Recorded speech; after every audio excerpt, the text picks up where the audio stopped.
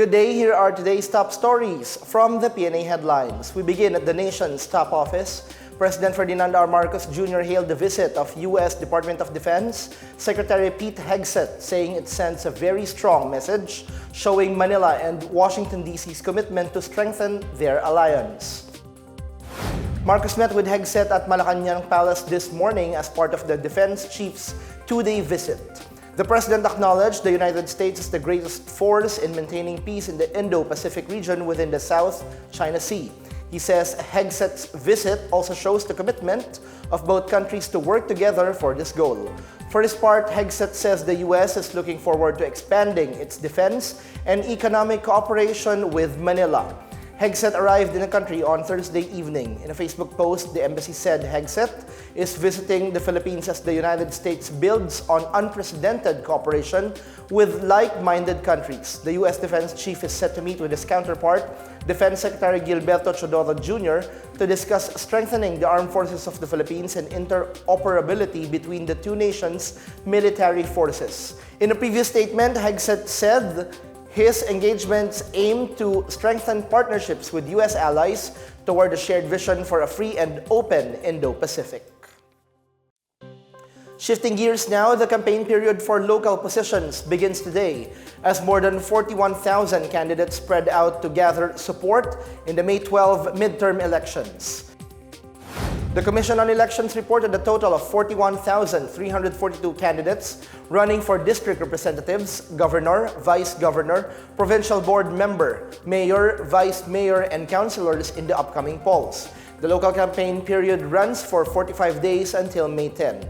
This morning, the COMELEC and the Metropolitan Manila Development Authority conducted the Oplan Baklas on illegal campaign materials posted on prohibited areas. COMELEC Chairperson George Garcia reminded all candidates to post their campaign materials on common designated areas. He says COMELEC will send letters to candidates with orders to remove so that they can have their illegal posters removed within 3 days. Those who would not comply can expect a show cause order.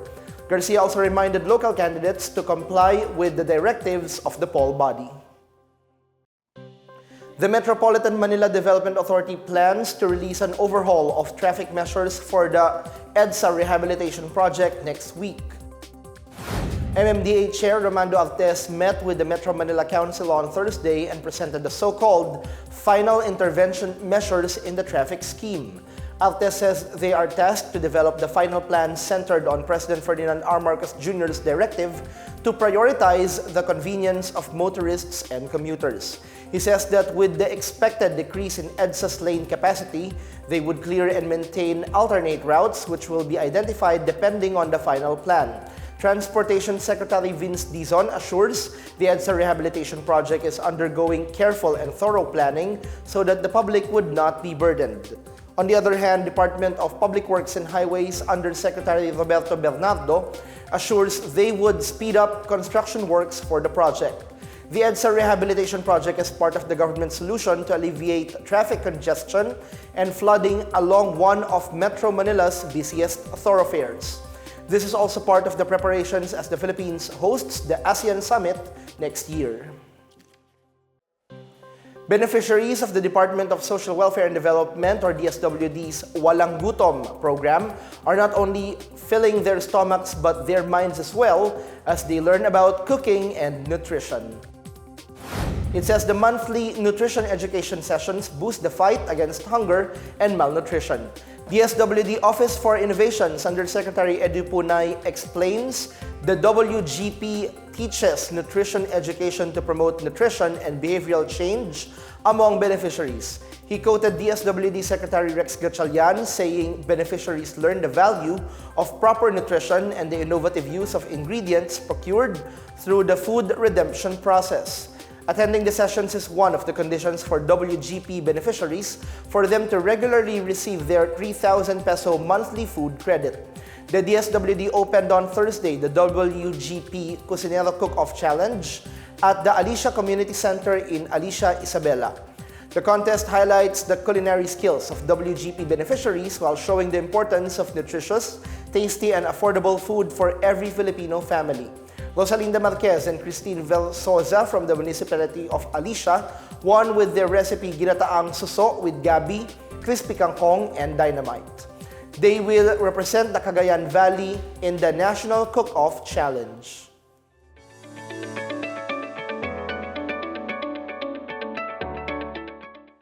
A look at business headlines. Malacanang supports the Department of Agriculture's decision to increase the monthly rice allocation for vulnerable sectors under the Marcos administration's 29 pesos rice program.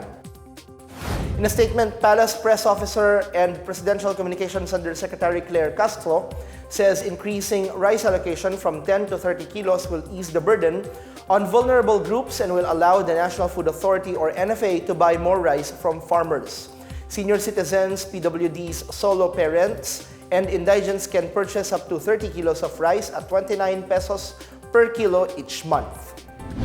Meanwhile, the Philippines' unemployment rate could decline further to about 3.3 to 3.8% by the end of February this year. According to Rizal Commercial Banking Corporation Chief Economist Michael Ricafort, this is driven by the improved weather conditions in early 2025 that contribute to employment in agriculture and many other industries. As of January, unemployment rate dropped to 4.3% from 4.5% in the same month last year. Meanwhile, Ricafort anticipates an increase in production and inventory building in preparation for the Holy Week and midterm elections. Ricafort says midterm elections are expected to demand additional jobs for candidates and industries catering to election-related services. In other news, Alter Energy Holding Corporation received a certificate of authority from the Department of Energy to establish a new onshore wind power project in the province of Albay. According to Alternergy, their unit, Alternergy Wind Holdings Corporation has the exclusive authority to conduct exploration and assessment of wind resources for the Albay Wind Power Project.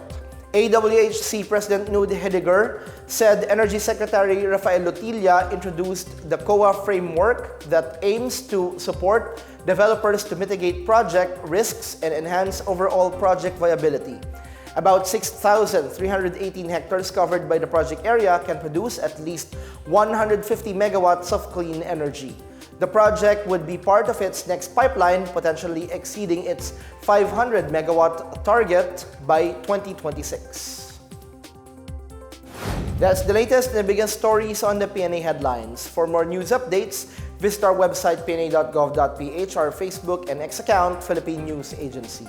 The PNA Headlines is also streamed via the Servicio Facebook page.